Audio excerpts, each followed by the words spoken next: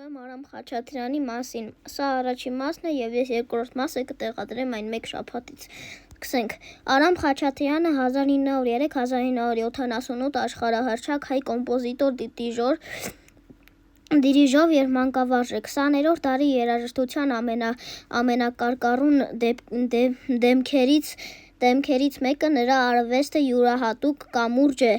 հայկական ժողովրդական մեղեդիներին և դասական սիմֆոնիկ երաժշտության միջև, ահա նրա կյանքի և գործողության հիմնական շեշտադրումները, գլուխգործոցներ, նրա ամենահայտնի ստեղծագործություններն են «Գայանե», որտեղ ներառված է հանրահայտ «Սուսերով պարը» և «Սպարտակ» բալետները։ Սիմֆոնիկ երաժշտություն հեղինակել է 3 սիմֆոնիա, ինչպես նաև հանրաճանաչ կոնցերտներ ջութակի, դաշնամուրի և թավջութակի համար։ Կրթություն, երաժշտական կրթություն սկսել է համեմատաբար ուշ՝ 19 տարեկանում, ընդունվելով Գնեսիների անվան երաժշտական ուսումնարան, այնուհետև ավարտել է Մոսկվայի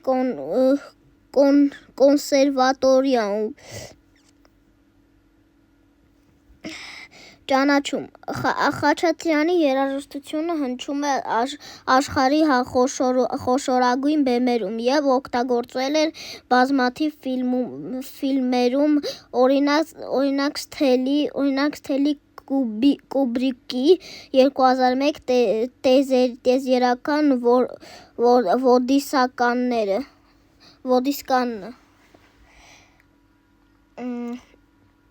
Ահա Արամ Խաչատրյանից կյանքի ստեղծագործության հիմնական դրվագները։ Կյանքը և կրթությունը։ Ծնունդը ծնվել է 1903 թվականին հունիսի 6-ին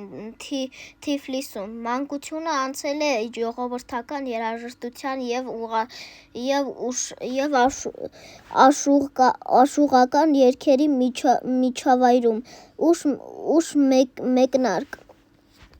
Երաժշտական կրթությունը սկսել է միայն 19 տարեկանում։ 1922-ին տեղափոխվել է Մոսկվա, որտեղ սկզբում սովորել է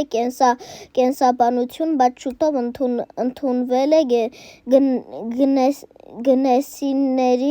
Գնեսիների անվան երաժշտական ուսումնարան,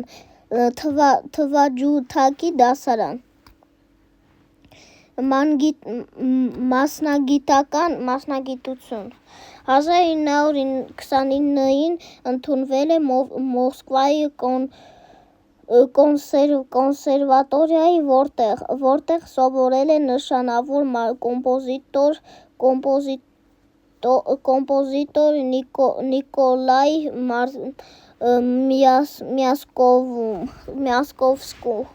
Միասկովսկու մոտ։ Այսօր այսքանը, հուսով եմ, որ ձեզ դուզ եկավ, կհանդիպենք մեկ շաբաթից։